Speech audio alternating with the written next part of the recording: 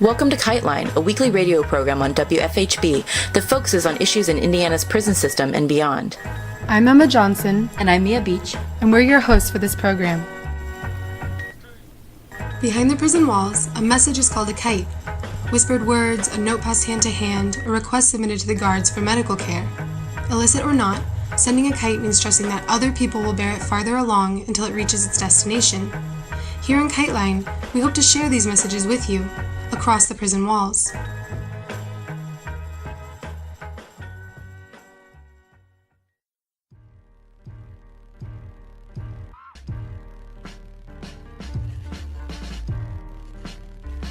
This week's episode includes a great deal of information about the national prison strike, as well as other cases and news, including Henry Green's story from Columbus, Ohio, information about a riot in the prison in Evansville, Indiana. We have statements that have come our way from Greece and Canada in reference to the ongoing national prison strike here in the U.S. We have call-in information for specific prisoners who are requesting outside shows of support, as well as updates on what we currently know about the strikes happening in Indiana, Florida, Nebraska, Alabama, North Carolina, South Carolina, California, Virginia, Kansas, and elsewhere. We'll hear briefly from a supporter of Kara Wilde, a prisoner from the Midwest currently being held in France. First, the call-ins. As prisoners across the country are fighting for better conditions, for their dignity, or just to get free, they are at great risk for repression and retaliation by guards and prison administrators. Those of us on the outside who have more room to maneuver can do certain things to back them up. If you want, you can write to prisoners, you can spread the word, you can also show support through call-ins. Willis Bailey. The background is that he's in prison and fears for his life. He says that because of trying to organize and to hold guards accountable, there's a hit on his life, and he wants as many people as possible to call the prison and let them know that we're paying attention. Again, his name is Willis Bailey. A possible script could be, I heard that a prisoner named Willis Bailey, whose inmate number 259775, has been targeted for standing up for himself and trying to hold the guards accountable. Please put some oversight on the situation to make sure Bailey is not harmed in retaliation. Thank you. In Indiana, there's Khalfani Malik Khaldoon. You can call Wabash Correctional Facility Superintendent Dick Brown at 812-398-5050, extension 4101, and Assistant Superintendent Frank Littlejohn at 812-398-5050, extension 4502. A possible script for this could be, hello, I'm calling to demand that Leonard McKay be removed from solitary confinement. He was placed there because someone sent in newsletters. We've recently reported on the Dying to Live Wisconsin hunger strike against solitary confinement. For that, you can call Wisconsin Governor Scott Walker at 608-266-1212 or govgeneral@wisconsin.gov. A suggested script for this could go, hello, I'm calling in support of LaRon McKinley and Cesar De Leon, who are on hunger strike against solitary confinement. They are not being given clean water, which is putting their lives at risk. The Department of Corrections needs to provide both of them with bottled water. The DOC should also end this hunger strike by meeting their core demand, capping solitary confinement at 1 year. We've also talked in depth about Sadiq Hassan in recent episodes in regards to his ongoing hunger strike. You can call the Ohio State Penitentiary at 330-743-0700 or email laura.gardner, Gardner, at odrc.state.oh.us and Gina.Wiley, that's Wylie, at odrc.state.oh.us. Or you could call the Ohio DRC Director Gary Moore at 614-752-1150 or joellen.smith at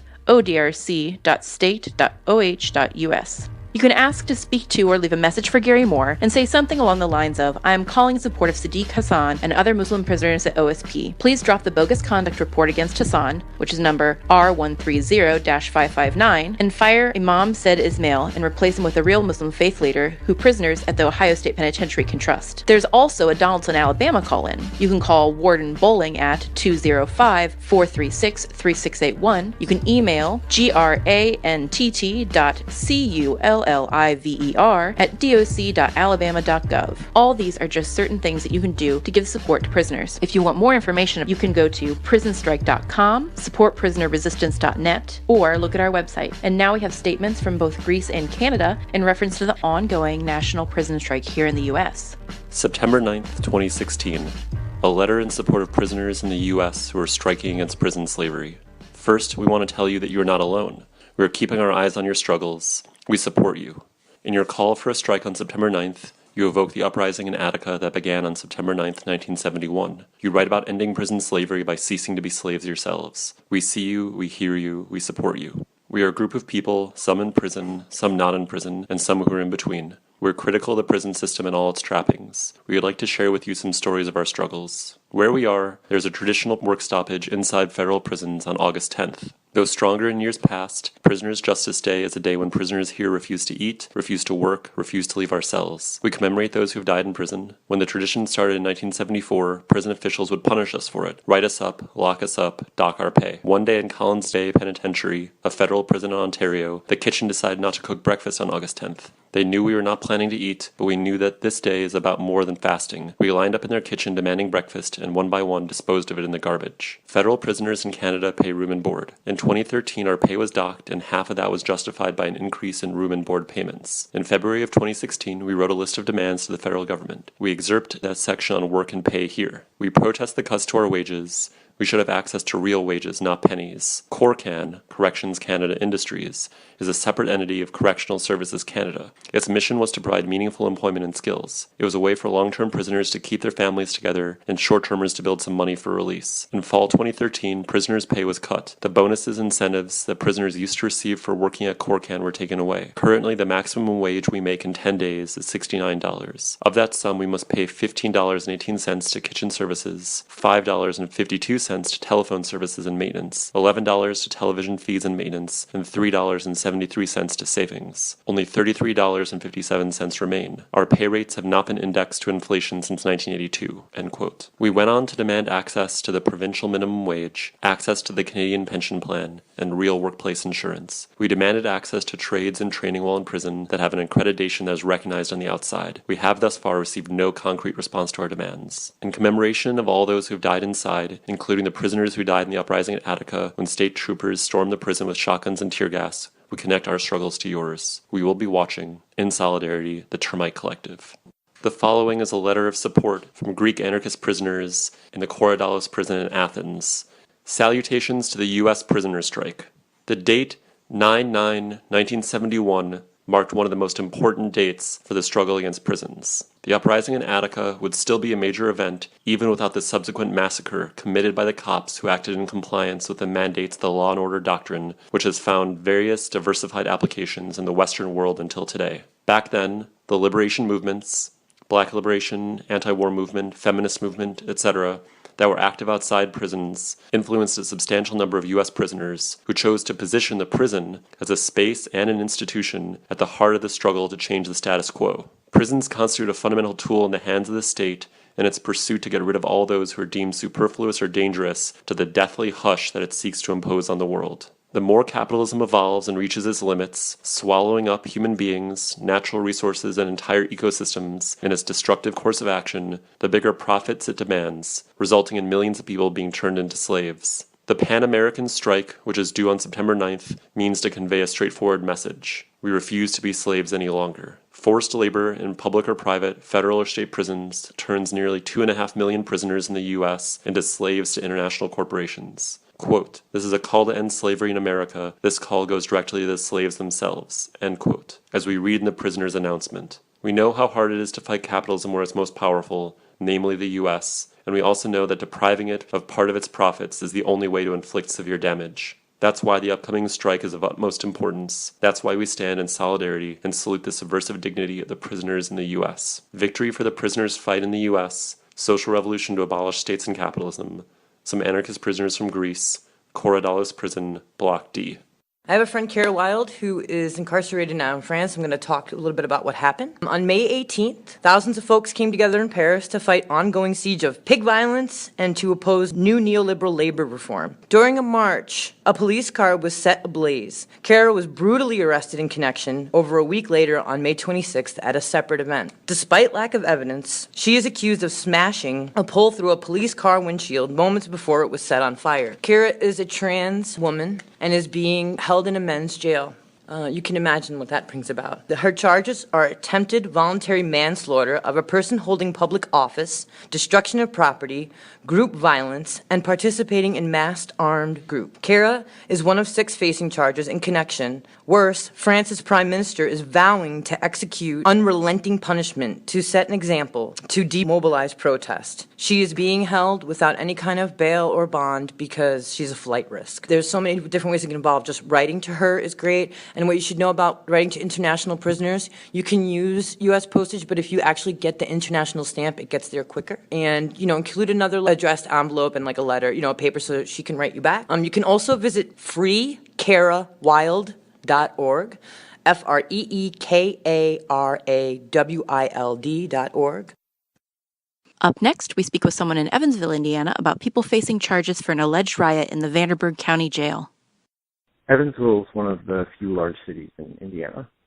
It's pretty small. I think it's like 300,000 people in metro, 150,000 people in downtown. And it's experienced a decline in growth over the last half century probably. A large part of the city is structured around living quarters for factory workers, and specifically for factory workers during World War II and the production that was going on here during that time. The jail currently is situated on the outside of town, probably just at the outskirts.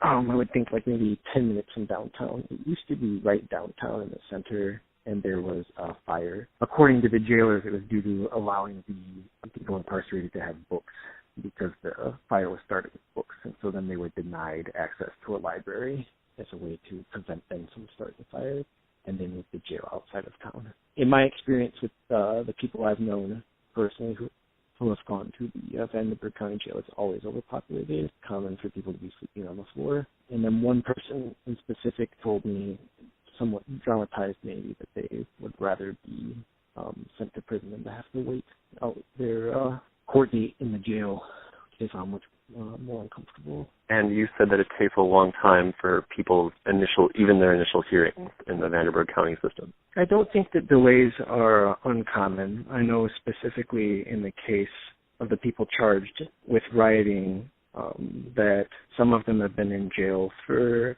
several months, and their first court appearance was going to be a hearing for the riot charges, and they're still waiting to go and have an appearance for their initial charge that brought them into incarceration. On the mainstream media, there were reports of there's 9 people in the cell, and some of the things that were reportedly done were that they rubbed soap on the floors to make it harder for the jailers to come in and manage them, and then they also moved their bunks to barricade the door. According to the charges, they collectively refused to give in to orders to stop doing any of that stuff, including the order to cuff themselves, apparently. That's one charge that they're all being charged with, is refusing to cuff up. Were there demands? What was the sort of underlying dynamic of the quote-unquote riot? People have said that one of the one of the concerns that potentially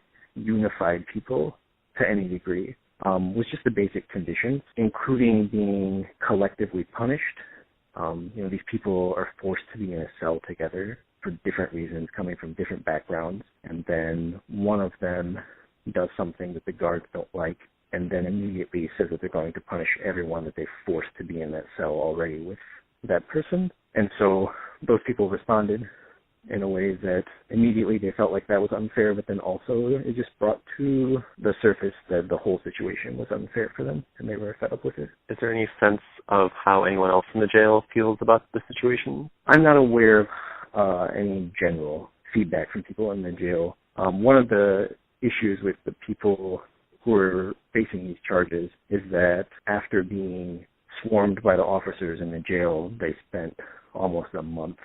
I think some of them might even still be in solitary confinement, so they weren't able to have contact with the rest of the population. Do you have a sense of how the riot was resolved? I don't. I know that ultimately all 9 people were subdued, and not willingly. One recounting of the situation stated that there were 40 riot cops coming into the cell, which seems potentially an emotional exaggeration. But either way, the people who witnessed this happening saw it as being excessive and saw it as the state responding overly forcefully. And so these 9 people in the cell together didn't necessarily know each other at all. I don't get the impression that any of them knew each other from before this incident. I'm not sure how long they shared that cell together, and I get the impression that they come from different backgrounds and they come from different understandings of their own situation. Like some people maybe had different degrees of resentment for being there and for why they were there and what their conditions were like. When things escalated, whether or not it was willfully or because they were forced by the state, they showed some sort of unity, and they're facing these charges together. Do they have representation? My understanding is that they do. They each do, and they're not represented by the same lawyer. They're being charged with different charges, and they're being represented by different lawyers. Have they made any requests for how people can support them? I know that some people really feel isolated and, we're facing totally different charges and now are handed not even one, but like a handful of new charges.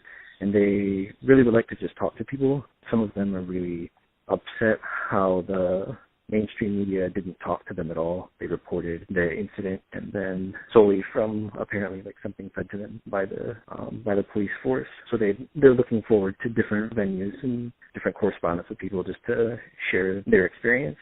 I know early on when people were reaching out from the jail without any prompting, they were immediately, regardless of like to what degree they felt like they played a role in the incidents, they immediately were attaching what happened to just a broader condition, both socially in the world, like in people's lives that aren't incarcerated, but then also with the conditions just broadly, and feeling like they were in a factory and feeling like there was, according to the state, some inevitability of how things were going to go, and that they were going to spend their lives in jail, and that those lives were going to be unnoticed and they were going to be a number. And that's one of the reasons they're really looking forward to having communication with people. Since the beginning of the September 9th prison strike, at least 29 prisons have been affected, but this number is expected to rise dramatically as more reports from prisoners arrive in the mail. In these 29 prisons alone, more than 24,000 prisoners have missed work, although there are probably thousands more that we have not yet heard about. Many are still refusing to work and intend to continue the strike until their demands are satisfied or the prisons break under the economic strain of operating without slave labor. On the outside, there were solidarity actions in more than 60 cities across the U.S. and around the world. Here's a quick roundup. In response to a request by prisoners asking for noise demonstrations outside jails and prisons, supporters organized events in Portland and Eugene, Oregon, Olympia, Tumwater, and Tacoma, Washington, New Orleans, Chicago and Menard Prison in Illinois, Lucasville, Ohio, Buckeye, Arizona, Durham, Asheville, and Spruce Pine, North Carolina, Minneapolis, Denver, Fort Lauderdale, Philadelphia and Pittsburgh, Denton and Houston, Texas, Kansas City and St. Louis, Brooklyn, Ithaca, and Attica, New York, at Donaldson Prison in Alabama, Oakland, California, and here in Bloomington, Indiana. A noise demonstration outside the youth prison in Melbourne, Australia, helped trigger an uprising on the inside, as well as another demo outside of the U.S. consulate there. There have also been protests outside of the American Embassy in Copenhagen and Leipzig, Germany. One group of protesters blockaded a McDonald's in Athens, Greece, due to McDonald's use of forced prison labor, while another group went to demonstrate at the women's prison at Kordalos in Athens. Sabotage against prisons and companies that use prison labor has occurred in Ohio, Montana, Barcelona, Spain, Bristol, England, Oakland, California, Nashville, and Denver. Roads and highways were blockaded in New York, Durham, North Carolina, Lansing, Michigan, and here in Bloomington. According to the Free Ohio movement, hunger strikes began inside of Ohio prisons on Monday, spreading to Lucasville and the Ohio State Penitentiary. Strikes are reported to be ongoing in Alabama and Michigan, as well as other states where communication with prisoners is not yet possible. Additionally, a mass uprising of prisoners in France has broken out. Chelsea Manning, in a military prison for her role in leaking Pentagon intelligence and evidence of U.S. war crimes, has won the right to begin physically transitioning to life as a woman after 4 days of hunger striking.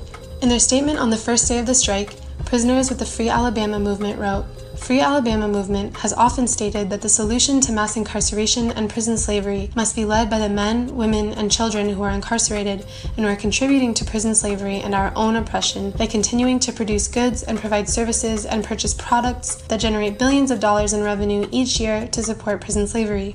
The 13th Amendment to the United States Constitution continues to permit slavery to exist in this country, quote, as punishment of crime whereof the person has been duly convicted, unquote. And the institution and enterprise of slavery was legally transferred to the state government's prison systems. These nonviolent and peaceful protests are designed to expose the nefarious economic motives of individuals, state and federal government, and corporations like McDonald's, Wendy's, Starbucks, John Deere, the Alec Corporation, Victoria's Secret, the U.S. military, Walmart, Keefe, AT&T and Verizon call centers, and many others that are behind laws like mandatory minimums, three-strike laws, juvenile prosecution as adults, etc., that are used to incarcerate people under oppressive, inhumane conditions for extended periods of time solely for the use of prison labor for profit, yet in the name of crime and punishment." Unquote. When in Ohio recently, we had a chance to speak with someone who had been uncovering facts about the case of Henry Green, a young man who was shot and killed in Ohio. Here's Allie with more of Henry's story. Let me tell you a little bit about Henry Green. Henry Green was 23. He was born and raised in Columbus. His mother was a 20-year Air Force veteran, came from a family that, in their own words, raised him right.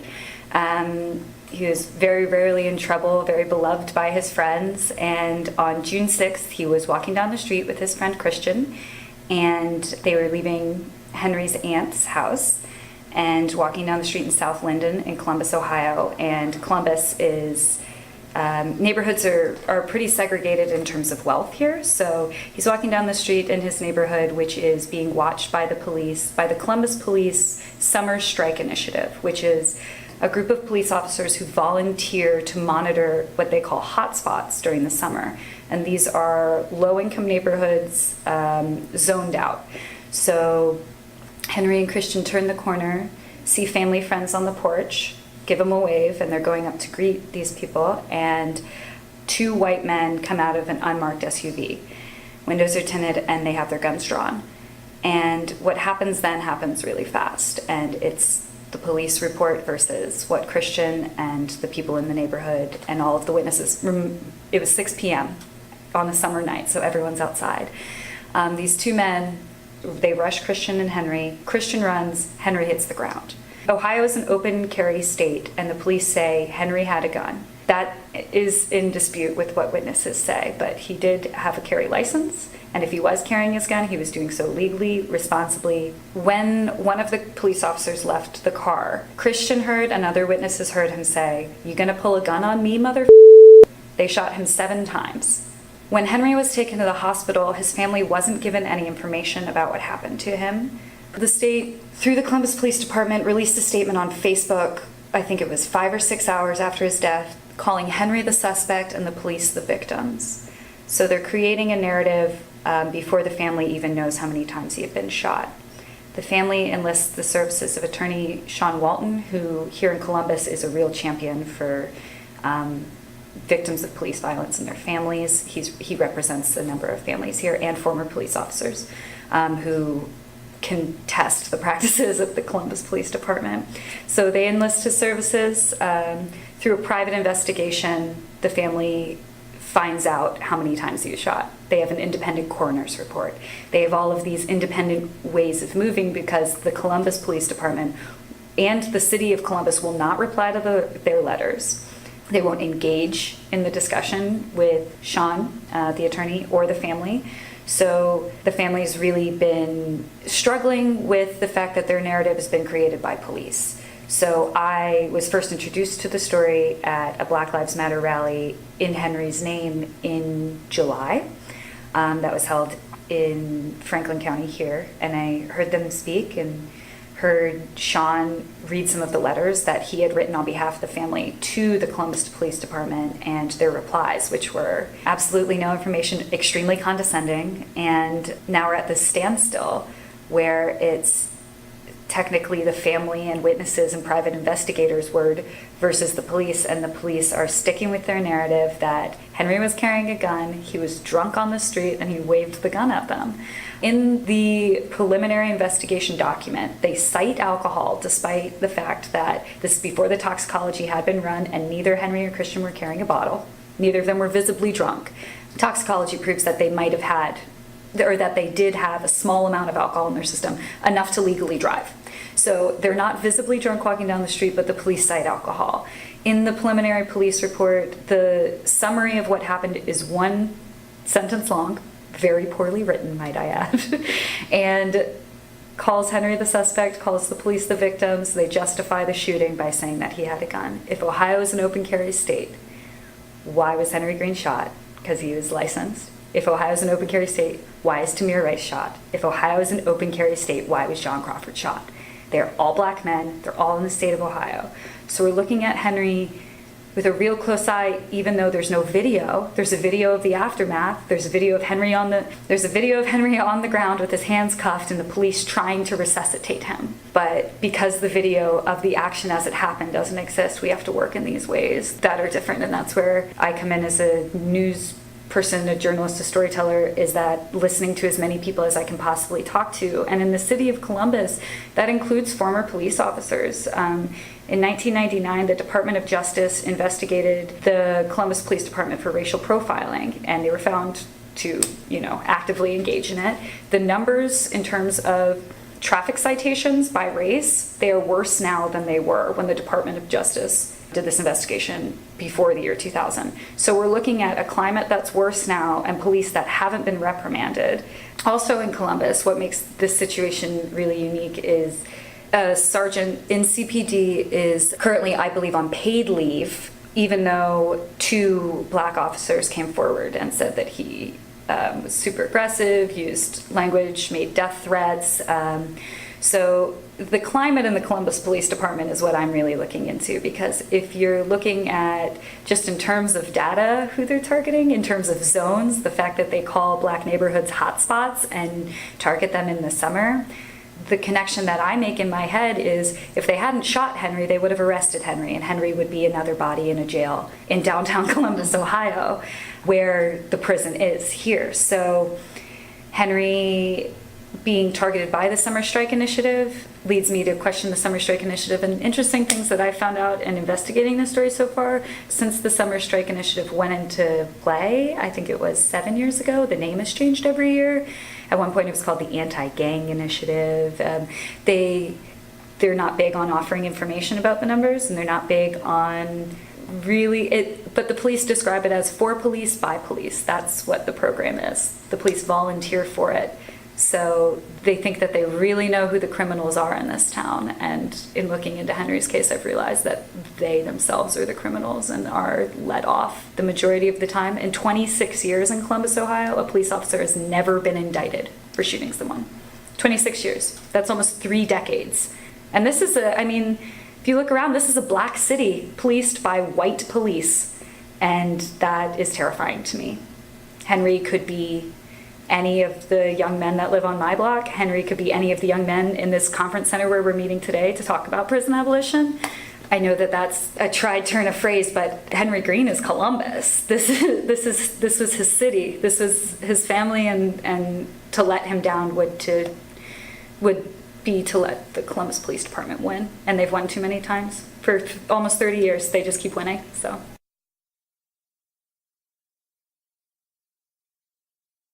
This has been Kite Line. Anyone affected by the prison system in any form is welcome to write us via our P.O. Box, Kite Line Radio, P.O. Box 2422, Bloomington, Indiana 47402. Kite Line wants your feedback. You can reach us via email at kitelineradio@gmail.com or find us on Facebook. Are you or someone you care about affected by the prison system? You can call us to record a message or share a story to be played on the air at 812-269-2517. Or you can use this number to record a message to a loved one. You can find previous episodes of Kite Line or more information on our stories at kitelineradio.noblogs.org. Kite Line is intended as a means of communication between people across the prison walls. We are not responsible for all views expressed on the program. WFHB, its contributors, or any affiliates airing this program are not responsible for the views expressed on the show. This has been Kite Line. Join us every Friday at 5:30 p.m. to hear more stories, news, and insights about Indiana's prison system and its impact on our communities. Thank you for listening.